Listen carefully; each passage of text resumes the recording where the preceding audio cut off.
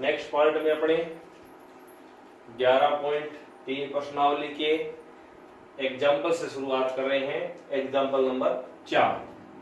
आकृति में QA तथा PB AB पर लंब है। कौन कौन लंब है? QA और PB लंब है किस पर? AB पर। देखो आकृति में ये है AB रेखा, इस पे लंब PB हो गया, इस पे लंब नीचे की ओर QA हो गया। लंब का मतलब 90 डिग्री का कोण है। यदि AB बराबर 16 सेमी, ये AB पूरी की पूरी 16 सेमी है। OQ 5√3, OQ ये है 5√13 सेंटीमीटर, 5√13।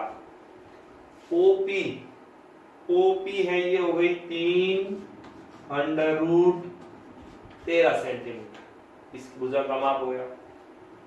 AOB को ज्ञात करना है। AB पूरी की पूरी 16 सेंटीमीटर है, तो इतने पार्ट को यहां से A से लेके O तक हम मान लेते हैं x, और B से लेके O तक को यानी पूरी 16 है, जिसमें से हमने एक को तो मान लिया, तो ये हो जाएगा 16 - x। ठीक है, ये तो हो गए भुजा का माप। इसका मतलब हो गया अपने को x की वैल्यू याद करनी है। x की वैल्यू आएगी वो तो AO की वैल्यू हो जाएगी, 16 में से x की वैल्यू घटा देंगे वो OB की वैल्यू हो जाएगी। ये क्लियर हो गया। लेकिन इन दोनों त्रिभुजों का मान कैसे निकालें? इसके लिए पहले हमें दोनों त्रिभुजों को समरूप करना पड़ेगा। तो शुरुआत में हमने प्रश्नावली के शुरुआत में बताया था 3 नियम होते हैं। ट्रिपल ए नियम या ए नियम जिसको बोलते हैं। कौन कौन नियम से समरूप होना? दो संगत भुजाओं का समानुपात और एक कोण बराबर होना, मतलब ऐसे नियम। और तीसरा ट्रिपल एस नियम यानी तीनों भुजाओं का समानुपात होना। तीनों नियमों से समरूप कर लेंगे कोई भी एक नियम लगा के। हमारे पास दो त्रिभुज हैं, दोनों त्रिभुजों को लिखेंगे। जैसे लिखा AOQ, लिखा मैंने AOQ वे त्रिभुज। जैसे AO लिखा है तो इसकी संगत कौन सी है? BO है। यानी A पे 90 डिग्री का कोण है तो यहाँ पे B पे भी 90 डिग्री का कोण है, तो A आया तो यहाँ पे B आएगा। दोनों में O बिंदु हो गया और यहाँ पे आ गया P। संगत के हिसाब से लिखेंगे क्योंकि हमें दिख रहा है कि ये 90 डिग्री का कोण बराबर है, तो यहाँ पे A है तो यहाँ पे A। दोनों में O बिंदु कॉमन आ रहा है, यानी यहाँ पे क्रॉस हो रहा है, तो ये शीर्षाभिमुख कोण बन रहा है। तो दूसरे नंबर पे O, यानी AO BO संगत भुजा है तो AO BO लिखेंगे। संगत के हिसाब से लिखेंगे, यानी बराबर है जो जिसकी हमें पहले से अंदाजा हो जाएगी ये इसके बराबर है, उसके हिसाब से। जैसे A बराबर B के है।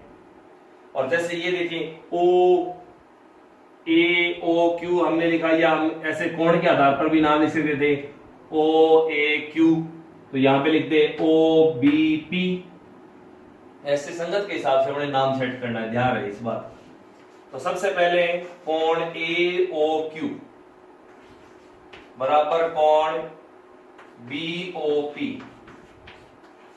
शीर्षाभिमुख कोण, शीर्षाभिमुख कोण, पहला कोण बराबर हो गया। दूसरा कोण 90 डिग्री का बराबर है, तो कोण A बराबर कोण B लंब से, यानी 90 डिग्री से भी लिख सकते हो या लंब से लिख दो।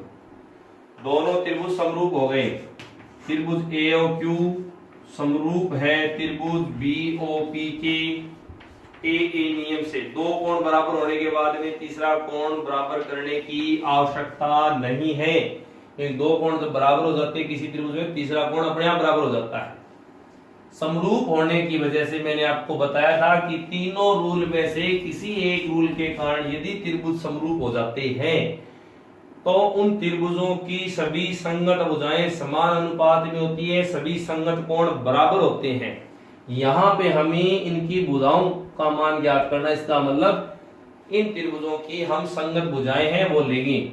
जैसे AO एक त्रिभुज की भुजा ऊपर आती है, एक त्रिभुज की भुजा नीचे आती है, बार बार ये अपनी बातें हैं। AO और दूसरे त्रिभुज की भुजा नीचे है, तो AO की संगत कौन सी है? BO। इसमें संगत यहां से देख लीजिए एओ बीओ जैसे मान दिए हैं तो इसकी संगत क्या हो जाएगी क्यूओ और ओपी। तो ऊपर लिखेंगे क्यूओ क्योंकि एक त्रिभुज की भुजा ऊपर है एक त्रिभुज की भुजा नीचे है। एओ की वैल्यू हमने क्या मान रखी है वहां पे x, बीओ की वैल्यू क्या है 16 माइनस एक्स, ओ क्यू की वैल्यू कितनी है ओ क्यू की वैल्यू 5√13 और ओपी की वैल्यू कितनी है 3√13। √13 से √13 कैंसिल हो गया, बाकी का तिरछा गुणा वज्र गुणा क्रॉस में मल्टीप्लाई करेंगे इसको 3 को x से गुणा किया 3x, 5 का जब 16 के साथ करेंगे तो 16 5 80, 5 का x के साथ भी होगा दोनों के साथ करना है माइनस के 5x, ये 5x इधर जाएंगे किसके हो जाएंगे प्लस के हो जाएंगे, माइनस के 5x से 3x में जुड़ जाएंगे तो टोटल कितने x हो जाएंगे 8x, बराबर कितने रह गए 80, 1x बराबर 80 में 8 का भाग देंगे x बराबर 10 सेंटीमीटर, यानी एओ का मान आ गया 10 सेंटीमीटर।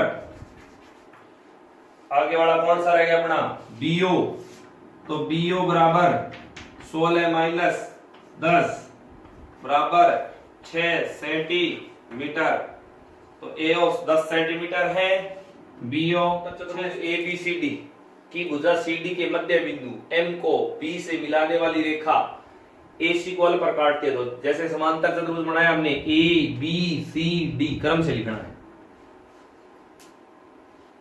CD का मध्य बिंदु M लिया, CD का मध्य बिंदु M को B से मिलाएंगे BM हो गया, फिर BM L पर काटती है किसको AC को, तो AC को मिलाया L पे, फिर BM को आगे बढ़ाया और इधर AD को आगे बढ़ाया तो E पर मिलते हैं। ये डायग्राम बनने के बाद में EL बराबर 2BL हमें सिद्ध करना है, तो ये त्रिभुजों का समानुपात ही हुआ, सॉरी त्रिभुजाओं का समानुपात ही हुआ, इसलिए दो त्रिभुजों से इनसे जो दो त्रिभुज बनते हैं उनको समरूप करना है। तो सबसे पहले हम त्रिभुज लेंगे, अब त्रिभुजों के नाम लेंगे उनकी संगत भुजाओं के आधार पर, तो हमें क्या पता चलेगा अब ये संगत है। तो यहां पर ये देखो शीर्षाभिमुख कोण बना इन दोनों त्रिभुजों में, BL आ रहा है, ये त्रिभुज लेनी है बड़े को BLC जो भी हो या CLB बाद में देखेंगे नाम, ये त्रिभुज है बड़ी। दूसरी EL, तो EL इस त्रिभुज में आ रहा है तो ये लेनी पड़ेगी पूरी AEL जो भी है, लेकिन इनका नाम कैसे रखेंगे, नाम रखना जरूरी है, संगत यहीं पे काम आएगा सबसे ज्यादा संगत शब्द। यहां पे अपने शीर्षाभिमुख कोण को टारगेट करके लिखेंगे, तो शीर्षाभिमुख कोण को हमने टारगेट किया तो लिखा हमने ALE, तो यहां पे L तो बीच में आएगा। अब रह गया यहां पे A के बराबर कौन सा कोण आएगा और यहां पर E के बराबर कौन सा कोण है, तो कोण 1 और 2 देखो मैंने यहाँ पे 2 लिखा और यहाँ पे 1 लिखा है, तो AE और BC समांतर चतुर्भुज की भुजा है और उसको कोई तिर्यक रेखा काट रही है, तो कौन सा कोण बन गया एकांतर कोण बन गया, इसलिए E के स्थान पे आएगा B, E के स्थान पे B आएगा, जैसे यहाँ पे E है इधर लास्ट में B आएगा, बचा कौन C, तो ये हो गया, तो हमारी त्रिभुज का नाम हो गया CLB और इधर हो गया ALE। ये ध्यान से मान रखना संगत के हिसाब से, यहाँ पे मैंने शीर्षाभिमुख कोण मान के लिखा ALE, तो E के बराबर कौन सा कोण है B, यानी E का संगत B है, E के बराबर B है, क्योंकि मैंने यहाँ पे देख लिया एकांतर कोण है, तो इसके हिसाब से नाम सेट करना है। सबसे पहले सवाल को करने से पहले दिमाग में रखना है कि कौन सा नाम कहाँ पे आएगा, तो ये संगत के हिसाब से लिखे मैंने, तो ये सवाल भी हल हो जाएगा। ये यदि आप संगत सुन लोगे ना तो सवाल भी हल हो जाएगा आपका। यहां पे लिखेंगे सबसे पहले ALE बराबर कोण CLB, कौन सा कोण है शीर्षाभिमुख कोण है, और दूसरा अभी मैंने आपको बताया था एकांतर कोण, कोण 1 बराबर कोण 2, नाम ले लिए हमने इनको एकांतर कोण। दो कोण यदि बराबर हो जाते हैं तो तीसरा कोण बराबर करने की आवश्यकता ही नहीं है, और ट्रिपल ए के नियम से दोनों त्रिभुज समरूप हो जाएंगे। ALE समरूप है त्रिभुज CLB के कौन से नियम से, AA नियम से, समरूप त्रिभुजों के सभी संगत कोण बराबर होते हैं, सभी संगत भुजाएं समानुपाती होती हैं। हमें भुजाओं का समानुपात करना है, तो यहाँ BL/EL और एक भुजा और लिखेंगे यहाँ पे, ये लेंगे AE। तो बड़े एक त्रिभुज की भुजा ऊपर है तो इसमें आएगा BC/AE और कोष्टक में लिख देंगे समरूप त्रिभुजों की संगत भुजाएं। लेकिन हमें जो सिद्ध करना है वो EL बराबर 2BL है। EL बराबर 2BL यानी यहां पर AE की जगह 2 आना चाहिए, AE को हटाना है और BC को हटाना है। मतलब ये BC हटाना है और AE हटाना है, 2BL लाना है। तो तिरछा गुणा करें तो यहाँ पे 2BL आ जाएगा, 2 हो तो 2BL आएगा। तो AE और BC को भी हटाना है, तो इसका मतलब हुआ AE को हटा के यहाँ पे 2BC लाना है अपने को, क्योंकि BC से BC कट जाएगा, 2 से गुणा करेंगे। तो A की वैल्यू निकालनी है अपने को, AE की वैल्यू, ये AE है, इसकी वैल्यू निकालनी है और किसके इक्वल निकालनी है, BC के इक्वल निकालनी है, BC के इक्वल, BC के इक्वल निकालनी है। तो हमें ये देखना है कि BC से ये त्रिभुज बन रही है अपनी BMC। तो हमें M बिंदु भी तो मध्य बिंदु दिया था, किसी कारणवश ही दिया था, M बिंदु दिया, इसका तो हमने प्रयोग भी नहीं किया। तो हमें किसकी वैल्यू निकालनी है, AE की। तो यहां पे संकेत में ले लेते हैं अपने, संकेत में एक त्रिभुज लेते हैं अपने, कौन से, AE भुजा वाला। तो AE भुजा वाला त्रिभुज है, तो AE में देखो AB जो भुजा है वो BC के बराबर है, यानी सबसे पहले तो देखो कि AE है वो बना है AD प्लस DE से, AD प्लस DE से। AD की जगह BC आ सकता है, AD की जगह BC आ सकता है क्योंकि आमने सामने की भुजाएं बराबर हैं। अब रह गया DE, मतलब DE की वैल्यू किसके बराबर करनी है, BC के बराबर, तब यहां पे 2BC आ जाएगा। भाई AE है वो किससे बना है, AD प्लस DE से बना है। AD और BC समांतर चतुर्भुज की सम्मुख भुजाएं हैं, किसकी, समांतर चतुर्भुज की सम्मुख भुजाएं। तो AD की जगह आ जाएगा BC प्लस DE, नीचे वाला पार्ट DE। तो यहाँ पे DE की जगह BC लाना है, तो DE वाली त्रिभुज को, इसको नीचे वाले त्रिभुज को इस त्रिभुज के सर्वांग कर लेते हैं। तो मैंने लिया त्रिभुज BCM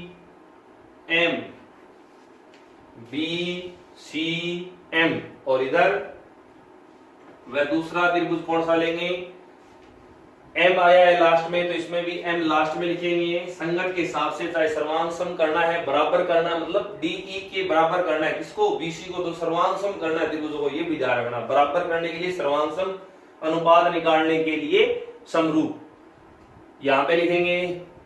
तो ये कौन हो गया दूसरा, ये कौन 1 और 2 बराबर है, तो यहां पे जो लिखा है E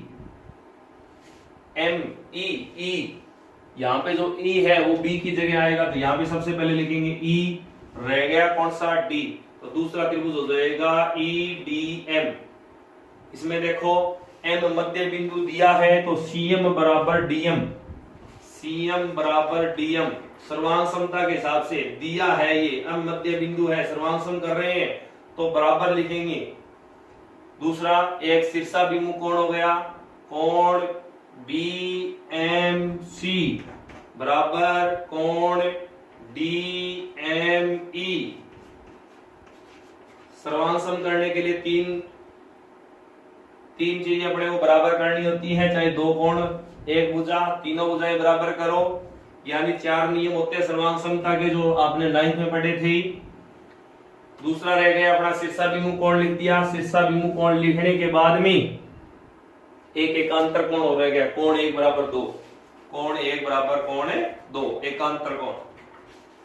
अब देखो दोनों त्रिभुज BCM सर्वांग सम हो गई त्रिभुज EDM के, एक कोण बराबर है, 2 कोण बराबर और 1 भुजा बराबर है। तो इसका मतलब है कि ए एस ए नियम से ये सर्वांग सम हो गई, और इसका मतलब हो गया कि डीई बीसी के बराबर है, वो डीई है।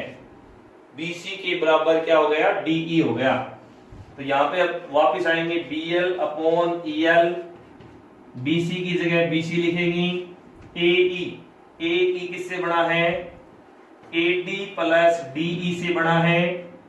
एडी किसके बराबर बताया था मैंने आपको, बीसी के बराबर बताया था। डीई के बराबर मैंने बीसी को, डीसी डीई के बराबर मैंने बीसी, यहाँ पे सर्वांग समता के कारण सिद्ध किया है। ऊपर बीसी हो गया, यहाँ पे हो गया बीएल अपॉन ईएल। अब ध्यान से देखो, एक यहाँ पे बीएल अपॉन ईएल और बराबर BC upon 2BC, BC upon 2BC। तो ये BC BC को 2 बार जोड़ेंगे, BC से BC क्रॉस हो जाएगा, क्रॉस में गुणा कर देंगे तो 2BL बराबर EL। तो ये सवाल बहुत इंपॉर्टेंट है और इसको नोट भी करना है। ध्यान से दोबारा देखो, इसको दोबारा बता देता हूं कि जो ये दो भुजाएं हैं, इन दोनों त्रिभुजों को पहले हमने क्या किया, समरूप किया। समरूप करने के बाद में BL अपॉन EL और BC अपॉन AE आया। 2BL लाना है, इसलिए AE की जगह 2BC लाना था। AE किससे मिलके बना था, AD प्लस DE से मिलके बना था। AD BC के बराबर है क्योंकि समांतर चतुर्भुज की सम्मुख भुजा है। DE की जगह BC लाना है।